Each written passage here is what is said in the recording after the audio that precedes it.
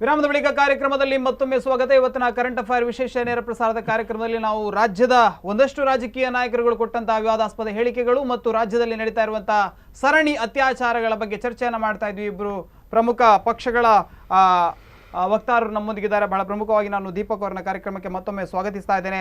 ಬೆಂಗಳೂರಿನಲ್ಲಿ 7ನೇ ತಾರೀಕಿನಂದು, ಇದೇ ತಿಂಗಳ 7ನೇ ತಾರೀಕಿನಂದು ಬೆಂಗಳೂರಿನಲ್ಲಿ ಬಿಜೆಪಿಯ ಹಿರಿಯ ನಾಯಕರಾಗಿರುವಂಥ ಈಶ್ವರಪ್ಪನವರು ಒಂದು ಹೇಳಿಕೆಯನ್ನು ಕೊಟ್ಟರು. ಆ ಹೇಳಿಕೆ ಏನು, ಹೇಗಿತ್ತು ಅನ್ನೋದನ್ನು ನೋಡ್ಕೊಂಡು ಬರೋಣ.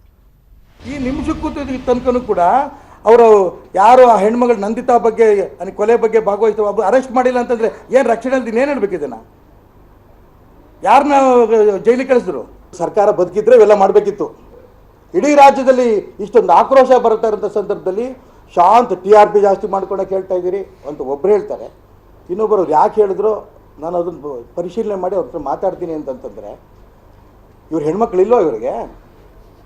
ನಾನು ಅದಕ್ಕೋಸ್ಕರ ಹೇಳಿದೆ, ಸಿದ್ದರಾಮಯ್ಯನ ಮಗಳು ಸಿದ್ದಮ್ಮನ ಮೇಲೆ ಅತ್ಯಾಚಾರ ಆದಾಗಲೇ ಆಗಬೇಕಾಯ್ತಾ ಅಂತ, ಜಾರ್ಜ್ ಅವ್ರ ಮಗಳು ಮೇರಿಯಮ್ಮನ ಮೇಲೆ ಅತ್ಯಾಚಾರ ಆದಾಗಲೇ ಇವ್ರಿಗೆ ಹೊಡೆತ ಬೀಳದ ಅಂತ. ನಾನು ಯಾತಕ್ಕೆ ಇದನ್ನು ಹೇಳಿದೆ ಅಂತಂದರೆ, ಅವರಿಬ್ಬರು ನನ್ನ ಸೋದರಿ ಸಮಾನ, ನನಗೂ ಅಕ್ಕ ತಂಗಿಯರಿದ್ದಾರೆ.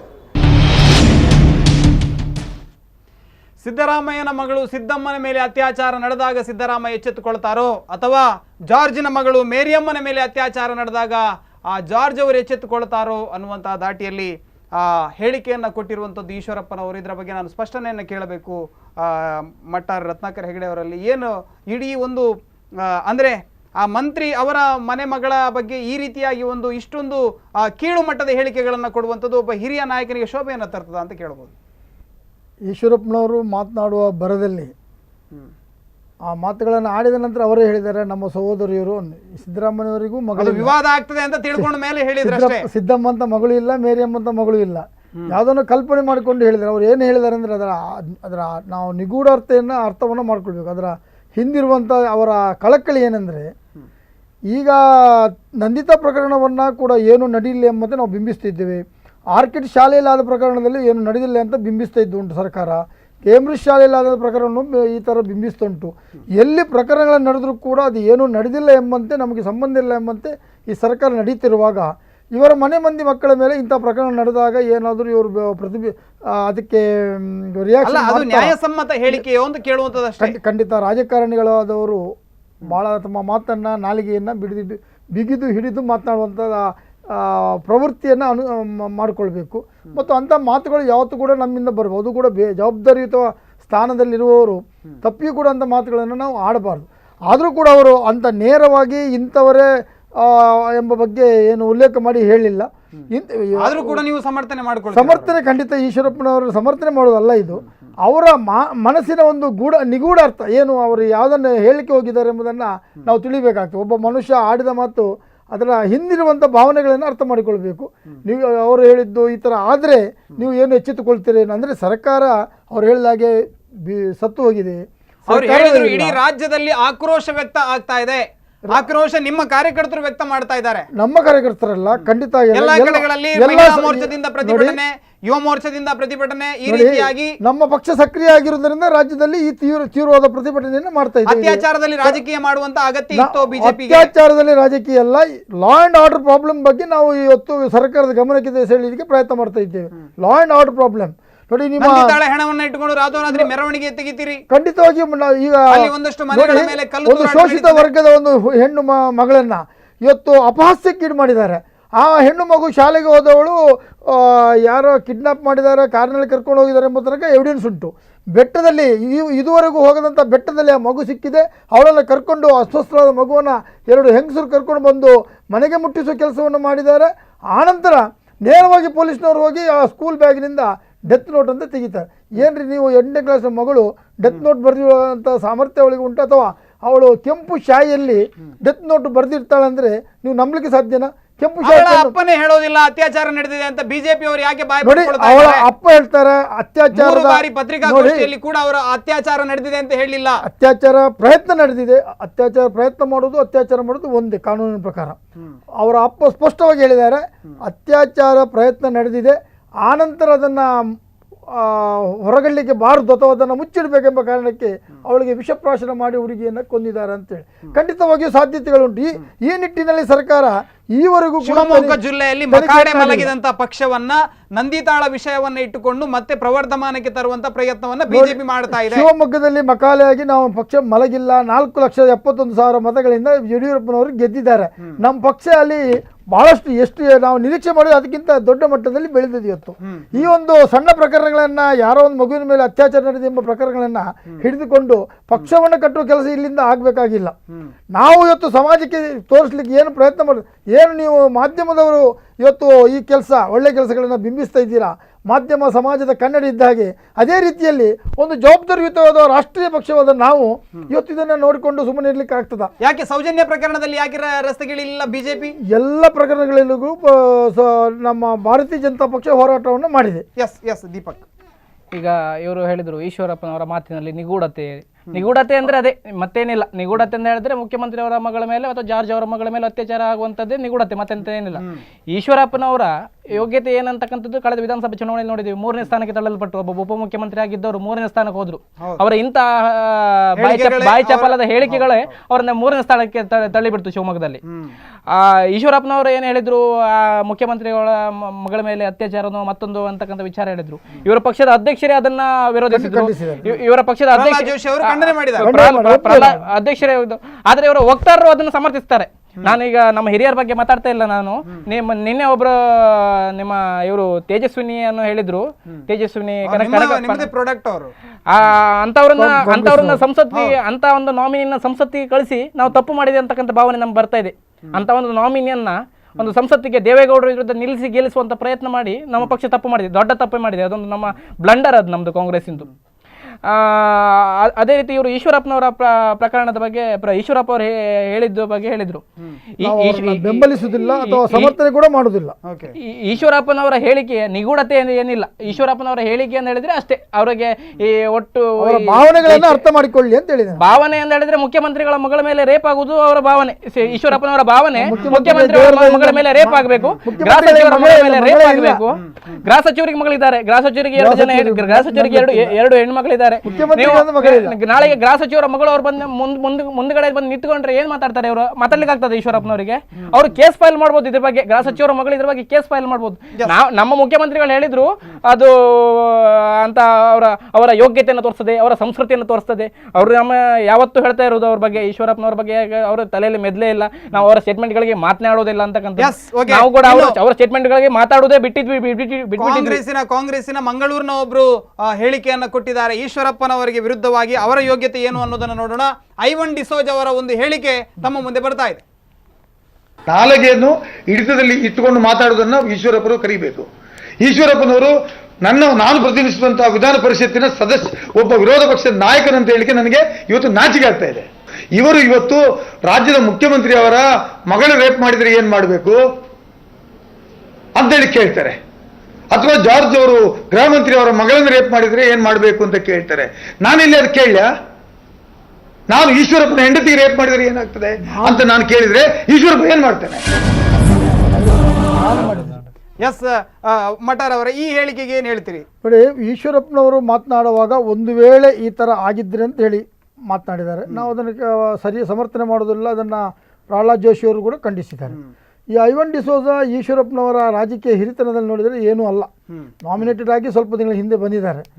ಇವತ್ತು ಎಲ್ಲಿ ತನಕ ಅವರು ಮಾತುಗಳು ಹೇಳಿದ್ದಾರೆ ಅಂದರೆ, ನಮ್ಮ ಮಾತುಗಳು ನಮ್ಮ ಆಚಾರವನ್ನು, ನಮ್ಮ ಸಂಸ್ಕೃತಿಯನ್ನು ಬಿಂಬಿಸ್ತೇವೆ ಅಂತ. ನಾವು ಏನು ಎಂಬುದನ್ನು ನಮ್ಮ ಮಾತುಗಳಲ್ಲಿ ಗೊತ್ತಾಗ್ತದೆ. ನಾನು ಈಶ್ವರಪ್ಪನವರ ಹೆಂಡತಿಯನ್ನು ರೇಪ್ ಮಾಡಿದರೆ ಏನಾಗ್ತದೆ, ಏನು ಇಂಥ ಮಾತು ಈಶ್ವರಪ್ಪನವರು ಈ ದೇಶದಲ್ಲಿ ಈವರೆಗೆ ಇಂಥ ಮಾತುಗಳನ್ನು ಯಾರೂ ಮಾಡಿಲ್ಲ. ರಾಜಕೀಯವಾಗಿ ಅವರು ಇನ್ನೂ ಬೆಳೆದಿಲ್ಲ, ಬಹಳಷ್ಟು ಸಣ್ಣ ಮಟ್ಟದಲ್ಲಿ ಇದ್ದಾರೆ ಎಂಬುದನ್ನು ತೋರಿಸ್ತಾ ಉಂಟು. ಐವನ್ ಡಿಸೋಜರ ಬಗ್ಗೆ ನಮಗಿಂತ ಜಾಸ್ತಿ ನಮ್ಮ ಮಟ್ಟ ರತ್ನಾಕರ್ ಹೆಗ್ಡೆ ಅವರ ಕಾಪುವಲ್ಲಿ ಅವರು 2 ಬಾರಿ 3 ಬಾರಿ ಚುನಾವಣೆ ಕಂಟೆಸ್ಟ್ ಮಾಡಿದಾಗ ನಮ್ಮ ಮಟ್ಟ ರತ್ನಾಕರ್ ಹೆಗ್ಡೆ ಅವರ ಪರವಾಗಿ ಚುನಾವಣೆ ಕ್ಯಾಂಪೇನ್ ಕೂಡ ಮಾಡಿದ್ರು. ನಾನು ಐವನ್ ಡಿಸೋಜರ್ ಬಗ್ಗೆ, ಐವನ್ ಡಿಸೋಜರ್ ಅವರ ಹೇಳಿಕೆ ಅಂತ ಹೇಳಿದ್ರೆ, ಅಲ್ಲಿ ಅವರ ಹೇಳಿಕೆ ಅಂತ ಹೇಳಿದ್ರೆ ಇವರಿಗೆ ಈಶ್ವರಪ್ಪನವರ ಹೇಳಿಕೆಯಲ್ಲಿ ನಿಗೂಢತೆ ತೋರ್ತದೆ, ಐವನ್ ಡಿಸೋಜ ಅವರ ಹೇಳಿಕೆಯಲ್ಲಿ ನಿಗೂಢತೆ ತೋರುದಿಲ್ಲ. ಐವನ್ ಡಿಸೋಜ ನೇರವಾಗಿ ಅವರ ಹೆಂಡತಿಯನ್ನ ನಾನು ರೇಪ್ ಮಾಡಿ ಅಟೆಂಪ್ಟ್ ರೇಪ್ ಆಯ್ತದೆ. ಈಗ ಅವರು ಹೇಳಿದ ಅಲ್ಲಿಗೆ ಕಟ್ ಮಾಡಿ ನೋಡಿದ್ರಿ ಅವ್ರು ಹೇಳಿದಂದ್ರೆ ಅವರ ಹೆಂಡತಿಯನ್ನ ನಾನು ರೇಪ್ ಮಾಡಿದೆ ಅಂತ ಹೇಳಿದ್ರೆ ಅಂತ ಹೇಳ್ತಕ್ಕಂಥ ಅದು ಕೂಡ ವಿಚಾರವನ್ನ ಈಗ ರೇಪ್ ಆದರೆ ಅಂತ ಮಾತಾಡ್ಬೋದು, ಯಾರೊಬ್ಬ ಮಾಡಿ ಮಾತನಾಡಿದ್ರೆ ಅದು ವಿಷಯ ಬೇರೆ. ಅದನ್ನ ಇದು rape ನಾನೇ ಮಾಡ್ತೇನೆ ಅದಕ್ಕೂ ಅವರು ಅದನ್ನು ಕೂಡ ರಾಜಕೀಯವಾಗಿ ಈ ಒಂದು ಶಬ್ದವನ್ನ ಸಿಕ್ಕಿಸಿಕೊಂಡು ಮಾತಾಡ್ತಾ ಇದ್ದೀರಿ. ಇಂಥ ಹೇಳಿಕೆಗಳು ಯಾಕೆ ಪಕ್ಷದಿಂದ ಬರ್ತಾ ಇವೆ? ಅದನ್ನು ಕೂಡ ನಾವು ಯಾರು ಸಮರ್ಥನೆ ಮಾಡ್ಕೊಳ್ಳುವುದಿಲ್ಲ ಐವನ್ ಡಿಸೋಜರ್ ಅವರ ಹೇಳಿಕೆಯನ್ನ. ಅದಕ್ಕೆ ರಾಜ್ಯಾಧ್ಯಕ್ಷರು ಅದರ ಬಗ್ಗೆ ಸ್ಪಷ್ಟನೆ ಕೊಟ್ಟಿದ್ದಾರೆ. ಅದರಲ್ಲಿ ಮುಖ್ಯಮಂತ್ರಿಗಳು ಕೂಡ ಅದರ ಬಗ್ಗೆ 5 ನಿಮಿಷ ಮಾತಾಡಿದ್ದಾರೆ. ಐವನ್ ಡಿಸೋಜರ್ಗೆ ಫೋನ್ ಮಾಡಿ ಕೂಡ ಮುಖ್ಯಮಂತ್ರಿಗಳು ಮಾತಾಡಿದ್ದಾರೆ. ಅದರಿಂದ ರಾಜಕೀಯವಾಗಿ ಬಲ ಬರ್ತೇನೆ ನನಗೆ ಯಾರನ್ನ ಪ್ಲೀಸ್ ಮಾಡ್ಲಿಕ್ಕೆ ಕೆಪಿಸಿಸಿ ನೀವು ಮಾತಾಡುವಾಗ ಸುಮ್ಮನೆ ಇದ್ದೆ. ಕೆಪಿಸಿಸಿಯಿಂದ ನೋಟಿಸ್ ಕೂಡ ಜಾರಿ ಮಾಡಿದ್ವಿ ನಾವು ಐವನ್ ಡಿಸೋಜರಿಗೆ, ನೀವು ಉತ್ತರ ಕೊಡಬೇಕು, ನೀವು ನಮಗೆ ಒಂದು ದಿವಸದಲ್ಲಿ ನೀವು ಉತ್ತರ ಕೊಡಬೇಕು ನಿಮ್ಮ ಹೇಳಿಕೆ ಬಗ್ಗೆ ಅಂತಕ್ಕಂಥ. ಇವರು ನೋಟಿಸ್ ಜಾರಿ ಮಾಡೋ ಪ್ರಯತ್ನ ಮಾಡ್ಲಿ ನೋಡುವ, ಈಶ್ವರಪ್ಪನವರಿಗೆ ನೋಟಿಸ್ ಜಾರಿ ಮಾಡ್ಲಿ ಪ್ರಹ್ಲಾದ್ ಜೋಶಿ. ನೋಟಿಸ್ ಕೊಡುವಂತ ತಪ್ಪು ನೋಟಿಸ್ ಅವರ ಹೇಳಿಕೆ. ಮತ್ತೊಂದು ವಿಚಾರ ಅಂದ್ರೆ ಐವನ್ ಡಿಸೋಜ ಅವರು ಈ ಹೇಳಿಕೆಯನ್ನು ಕೊಡುವಂತ ಸಂದರ್ಭ ಯಾಕೆ ಬಂತು? ಇಂತ ಐವನ್ ಡಿಸೋಜ ಅವರ ಹೇಳಿಕೆಯನ್ನು ಸಮರ್ಥಿಸತಕ್ಕಂತ ಪ್ರಯತ್ನ ಅಲ್ಲ, ಯಾಕೆ ಸಂದರ್ಭ ಈ ಕ್ರಿಯೇಟ್ ಆಯ್ತು? ಇದನ್ನ ಕ್ರಿಯೇಟ್ ಮಾಡಿದವ್ರು ಯಾರು? ಈ ಒಂದು ಸಂದರ್ಭವನ್ನ ಯಾರಾದ್ರೂ ಕ್ರಿಯೇಟ್ ಮಾಡಿರ್ಬೇಕಲ್ಲ. ಆ ವಿಚಾರ ಮಧ್ಯಾಹ್ನದಲ್ಲಿ ಮುಗ್ದು ಹೋಗಿತ್ತು. ಈಶ್ವರಪ್ಪನವರ ವಿಚಾರ ಅದಕ್ಕೆ ಖಂಡನೆ ಆಗಿದೆ. ನಮ್ಮ ಪ್ರಹ್ಲಾದ್ ಜೋಶಿ ಮಾತಾಡಿದರೆ ಎಲ್ಲ ಟಿವಿಗಳಲ್ಲಿ ಎಲ್ಲ ಚಾನೆಲ್ಗಳಲ್ಲಿ ಬಿತ್ತರಾಗಿದೆ. ಬಿತ್ತರ ಆದ ನಂತರ ಮುಗಿದ ಅಧ್ಯಾಯ. ಪ್ಲೀಸ್ ಮಾಡ್ಲಿಕ್ಕೆ ತಾನೊಬ್ಬ ದೊಡ್ಡ ರಾಜಕೀಯ ವ್ಯಕ್ತಿಯನ್ನು ತೋರಿಸೋದಕ್ಕೆ ಅಥವಾ ಅಲ್ಲಿ ಲೋಬೋ ಅವರಿಗೆ ಕಾಂಪಿಟೇಷನ್ ಕೊಡ್ಲಿಕ್ಕೆ ಐವನ್ ಡಿಸೋಜ ಹದಮೀರಿದ ಮಾತುಗಳನ್ನ ಹೇಳಿದ್ದಾರೆ. ಈಶ್ವರಪ್ಪನವರ ಹೇಳಿಕೆಯಿಂದ ಪಕ್ಷಕ್ಕಾಗಲಿ ಬಿಜೆಪಿಯ ಕಾರ್ಯಕರ್ತರಿಗಾಗ್ಲಿ ರಾಜ್ಯದ ಜನತೆಗಾಗ್ಲಿ ಯಾವುದೇ ಉಪಕಾರ ಇದೆಯಾ? ಇದರಿಂದ ಯಾವುದೇ ಪ್ರಯೋಜನ ಇದೆಯಾ? ಇಂಥ ಮಾತುಗಳಿಂದ ನಿಮ್ಮ ಕಾರ್ಯಕರ್ತರಿಗೆ ಇದು ಎಂಟರ್ಟೈನ್ ಆಗತ್ತಾ? ಇಂಥ ಹೇಳಿಕೆಗಳಿಂದ ಮಾತುಗಳಿಂದ ಖಂಡಿತ ಯಾವ ರಾಜಕೀಯ ಪಕ್ಷಕ್ಕೂ ಒಳ್ಳೆಯದಾಗುವುದಿಲ್ಲ ಮತ್ತು ಲಾಭ ಆಗುವುದಿಲ್ಲ. ಅದನ್ನು ಖಂಡಿತ ನಾನು ಅದನ್ನು ಒಪ್ಪುವುದಿಲ್ಲ. ಎಸ್, ಕಾಂಗ್ರೆಸ್ ಪಕ್ಷದ ಇನ್ನೊಬ್ಬರು ಹಿರಿಯರು ಉಗ್ರಪ್ಪನವರು ಒಂದು ಹೇಳಿಕೆಯನ್ನ ಕೊಟ್ಟಿದ್ದಾರೆ. ಉಗ್ರಪ್ಪನವರ ಹೇಳಿಕೆ ಏನು ಅನ್ನೋದನ್ನ ನೋಡ್ಕೊಂಡು ಬರೋಣ. ನಾನು ಕೇಳ್ತೇನೆ ಯಡಿಯೂರಪ್ಪನವರಿಗೆ ಮತ್ತು ಶ್ರೀಮತಿ ಅಥವಾ ಕುಮಾರಿ ಶೋಭಾ ಕರಂದ್ಲಾಜೆ ಅವರಿಗೆ, ಅಲ್ಲ ನನ್ಗೆ ಗೊತ್ತಿಲ್ಲ ಅವ್ರಿಗೆ, ಅಲ್ಲ ಅವರಿಗೆ ಬೇರೆ ಬೇರೆ ಘಟನಾವಳಿಗಳು ನಡೆದವಲ್ಲ, ಯಾಕೆ ಹೋಗ್ಲಿಲ್ಲ ಅವರಿಗೆ? ಅವಾಗ ಈ ಮಾನವೀಯ ಮೌಲ್ಯಗಳು, ಹೆಣ್ಣಿನ ರಕ್ಷಣೆ ಎಲ್ಲೋಗಿತ್ತು? ನನಗೆ ಅರ್ಥ ಆಗ್ತಾ ಇಲ್ಲ.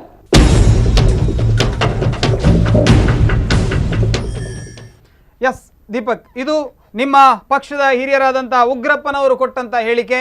ಅವ್ರು ಹೇಳ್ತಾರೆ ಶೋಭಾ ಕರಂದ್ಲಾಜೆ ಅವರು ಕುಮಾರಿಯೋ ಶ್ರೀಮತಿಯೋ ಅದು ನಂಗೆ ಗೊತ್ತಿಲ್ಲ, ಈ ಮಾತುಗಳು ಇಲ್ಲಿ ಅಗತ್ಯವಿತ್ತ? ಈಗ ಮಾನ್ಯ ಸಂಸದೆಯವರ ಬಗ್ಗೆ ಉಗ್ರಪ್ಪನವರು ಈ ಮಾತನ್ನು ಹೇಳಿದ್ದು, ಅವರಂದ್ರೆ ಬಾಯ್ ತಪ್ಪಿ ಶ್ರೀಮತಿ ಅಂತ ಹೇಳಿಬಿಟ್ರು. ಅದೇ ಕೂಡಲೇ ಅಲ್ಲಿಂದ ನಿಮ್ಮ ಪತ್ರಕರ್ತರಿಂದ ವಾಪಸ್ ಕ್ವಶನ್ ತೋರಿ ಬಂತು, ಶ್ರೀಮತಿಯ ಕುಮಾರಿ ಅಂತಕ್ಕಂಥ ವಿಚಾರ. ನಿಮ್ಮ ಬದಿಯಿಂದಲೇ ಬಂತು, ಪತ್ರಕರ್ತರಿಂದಲ್ಲ, ನಿಮ್ಮ ಪಕ್ಷದವರು ಬದಿಯಲ್ಲಿ ಕೂತವರು ಹೇಳಿರುವಂತ ವಿಡಿಯೋ ಇದೆ. ನಾನು ಕೂಡ ನೋಡಿದ್ದೆ ಆ ವಿಡಿಯೋವನ್ನ ಸಂಪೂರ್ಣ ನೋಡಿದ್ದೆ ನಾನು, ಮಾಧ್ಯಮದವರು ಕೇಳಿದಲ್ಲ, ಅದು ಅಲ್ಲಿಂದ ತೋರಿ ಬಂತು. ಅದರ ನಂತರ ಅವ್ರು ಹೇಳಿದ್ರು ಶ್ರೀಮತಿಯೋ ಕುಮಾರಿ ಅಂತಕ್ಕಂಥ ಜಿಜ್ಞಾಸೆ ಇದೆ ನನಗೆ ಅಂತಕ್ಕಂಥ ವಿಚಾರವನ್ನ ಉಗ್ರಪ್ಪನವ್ರು ಹೇಳಿದ್ರು. ಈಗ ಅವರ ಫಸ್ಟ್ ಶ್ರೀಮತಿ ಅಂತ ಯಾಕೆ ಹೇಳಿದ್ರು ಅಂದ್ರೆ ಅದು ಬಾಯ್ ತಪ್ಪಿಂದ ಹೇಳಿದ್ದು. ನೀವು ಮೊನ್ನೆ ಕೋಟಾದಲ್ಲಿ ನಡೆದಂತ ಈ ಕೋಟಾ ಶಿವರಾಮಕಾಂತ ಪ್ರಶಸ್ತಿ ಪ್ರದಾನ ಆಯ್ತಲ್ಲ, ಆ ಆಮಂತ್ರಣ ಪತ್ರಿಕೆಯಲ್ಲೂ ಕೂಡ ಶ್ರೀಮತಿ ಶೋಭಾ ಕರಂದ್ಲಾಜೆ ಮಾನ್ಯ ಸಂಸದರು ಉಡುಪಿ ಚಿಕ್ಕಮಗಳೂರು ಕ್ಷೇತ್ರ ಅಂತ ಅದನ್ನೇ ಇಟ್ಕೊಂಡು ದೊಡ್ಡದಾಗಿ ನಮಗೆ ತೋರಿಸ್ಲಿಕ್ಕೆ ಆಗುದಿಲ್ಲ. ಅದೊಂದೆಲ್ಲ ಒಬ್ಬ ಡಾಟಾ ಎಂಟ್ರಿ ಆಪರೇಟರ್ ಮಾಡಿರ್ತಕ್ಕಂಥ ಸಣ್ಣ ತಪ್ಪಿಂದ ಆಗಿರ್ತಕ್ಕಂಥ ವಿಚಾರಗಳು.